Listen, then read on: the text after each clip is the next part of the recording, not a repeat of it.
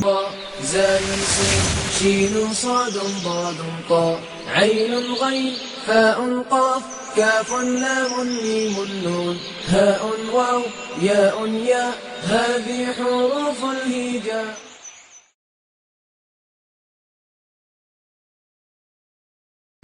اعوذ باللہ من الشیطان الرجیم بسم اللہ الرحمن الرحیم. قال اللہ تعالی فی سورۃ الزمر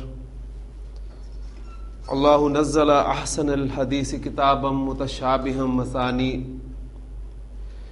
تقشعر منہ جلود الذین یخشون ربہم ثم تلین جلودہم وقلوبہم الی ذکر اللہ ذالک ھدی اللہ یہدی بہ من یشاء وَمَن يُضْلِلِ اللَّهُ فَمَا لَهُ مِنْ هَادٍ. صدق اللہ العظیم. سورہ زمر کی میں نے آپ کے سامنے آیت تلاوت کی ہے. اس کا ترجمہ یہ ہے کہ اللہ تعالیٰ نے بہترین کلام نازل کیا. ایک ایسا کلام، ایک ایسی کتاب جس کے تمام اجزاء ہم رنگ ہیں، جس کے مضامین بار بار دہرائے گئے ہیں. رونگٹے کھڑے ہو جاتے ہیں ان لوگوں کے جسم پر جو اپنے رب سے ڈرتے ہیں، پھر ان کے دل اور ان کے جسم اللہ کی یاد کی طرف راغب ہو جاتے ہیں. یہ ہے اللہ کی ہدایت، جس کے ذریعے وہ جسے چاہتا ہے راہ دکھاتا ہے، اور جسے اللہ ہی گمراہ کر دے اسے کوئی ہدایت دینے والا نہیں. قرآن مجید کا جو اصل مقصد وہ ہدایت حاصل کرنا ہے، اور اسی ہدایت کے لیے ہم یہاں پر جمع ہوتے ہیں. اللہ تعالیٰ سے دعا ہے کہ اللہ تعالیٰ ہمیں قرآن مجید کی اس ہدایت سے مستفید ہونے کی توفیق عطا فرمائے. عربی گرامر کے اس کورس میں ہم 2 مرکبات ناقصہ مکمل کر چکے ہیں اللہ تعالیٰ کی توفیق سے. ایک مرکب توصیفی اور دوسرا مرکب اشاری. آج ہم اللہ تعالیٰ کی توفیق سے تیسرا مرکب ناقص اس کو پڑھنے جا رہے ہیں. ایک مرکب میں نے آپ کے سامنے لکھا ہے لڑکے کی کتاب. اب الحمدللہ آپ کو یہ پتہ چل چکا ہے کہ ایک مرکب ناقص ہے، بات پوری نہیں ہو رہی، مفہوم مکمل نہیں ہو رہا. مرکب توصیفی آپ نے بڑی آسانی سے پہچان لیا تھا کہ جس میں صفت بیان کی جاتی ہے، اور مرکب اشاری آپ بڑی آسانی سے پہچان لیں گے کہ اس میں اسماء اشارہ استعمال ہوتے ہیں. اب اس مرکب میں صفت بیان نہیں کی جا رہی، نہ ہی اشارے کا استعمال ہے، بلکہ آپ اگر غور کریں اس مرکب پہ تو اس مرکب میں 2 اسماء کو استعمال کیا گیا ہے، ایک لڑکا اور دوسرا کتاب. مزید غور کریں تو آپ کو یہ بھی معلوم ہو جائے گا کہ اس مرکب ناقص میں اسم کتاب کو لڑکے کے ساتھ نسبت دی گئی ہے. اسم کتاب کا تعلق قائم کیا گیا ہے لڑکے کے ساتھ، اور وہ تعلق قائم کرنے کے لیے درمیان میں ایک حرف لگا ہوا ہے کی. یہ چینج بھی ہو سکتا ہے. لڑکے کا گھر اگر کہیں گے تو وہ کا ہو جائے گا، لڑکے کے بھائی کہیں گے تو وہ کے ہو جائے گا. تو یہ کا کے کی یہ آپ کو اس مرکب میں لازمی ملیں گے. تو کم از کم 2 اسماء کا ایسا مرکب جس میں ایک اسم کو دوسرے اسم کی طرف نسبت دی جائے، اس کا تعلق قائم کیا جائے، مرکب اضافی کہلاتا ہے.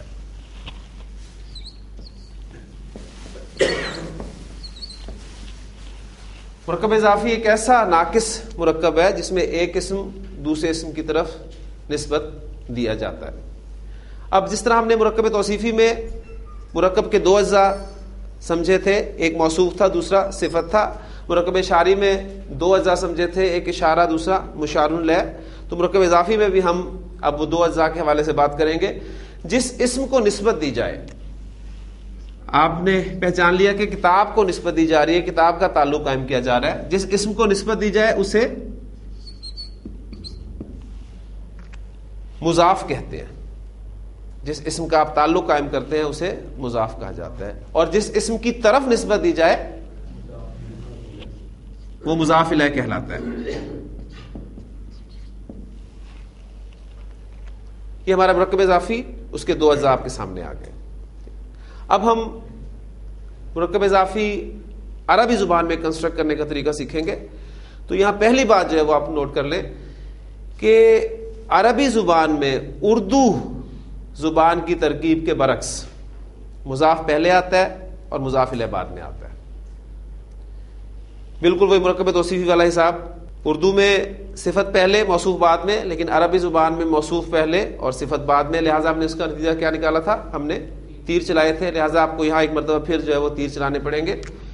مرکب اضافی آپ کے سامنے جیسے آ جائے آپ نے مضاف مضاف الیہ کا تعین کرتے ہی تیر چلانے.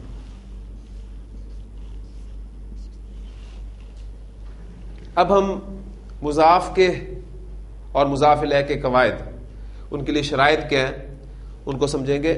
تو مضاف کے لیے دو شرائط ہیں، ذہن میں رکھیے گا. مضاف کے دو قواعد ہیں، یوں کہہ لیجئے. مضاف پر الف لام داخل نہیں ہوگا، پہلی بات.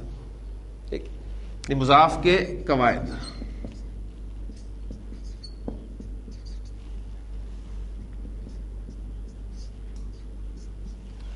مضاف پر الف لام کا داخلہ ممنوع ہے، آپ نے اس پر الف لام داخل نہیں کرنا. دوسری بات، مضاف کا اعراب ہلکا ہوگا. یہ ایک نئی ٹرم ہے، اس سے تفصیل سے میں بھی بیان کرتا ہوں آپ کے سامنے.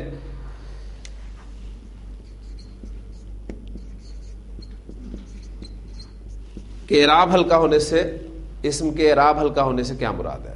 تو یہ دو شرائط ہیں مضاف کی، یہ آپ نے اس اسم پر پوری کرنی ہے، پھر مضاف جو ہے وہ اپنی اس ترکیب میں سمجھا جائے گا.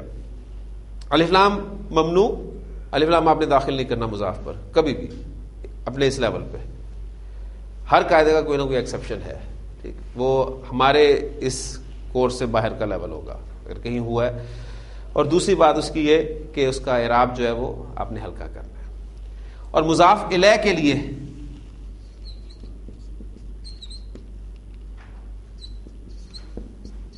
مضاف الیہ کے لیے ایک ہی شرط ہے، اور وہ یہ کہ مضاف الیہ ہمیشہ حالت جر میں ہوتا ہے.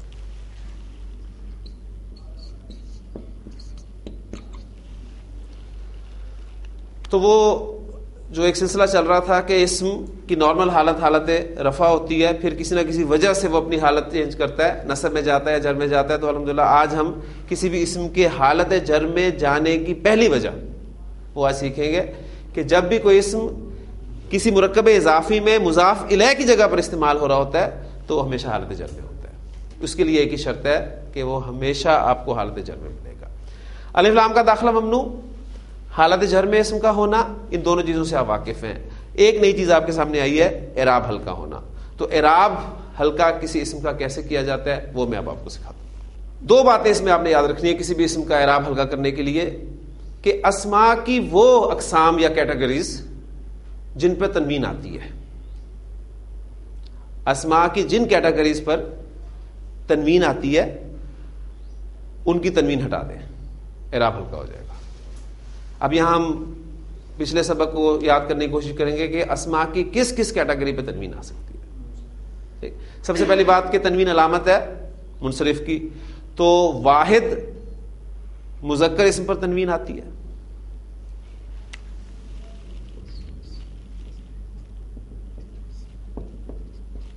کتابن، یہ واحد مذکر منصرف اسم ہے. واحد مؤنث اسم، اس پہ تنوین آتی ہے منصرف اسم ہو تو.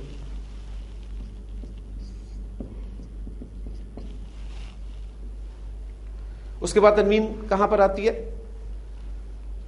جمع سالم مؤنث میں تنوین آتی ہے. آیتن کی جمع کیا استعمال ہوگی؟ آیاتن.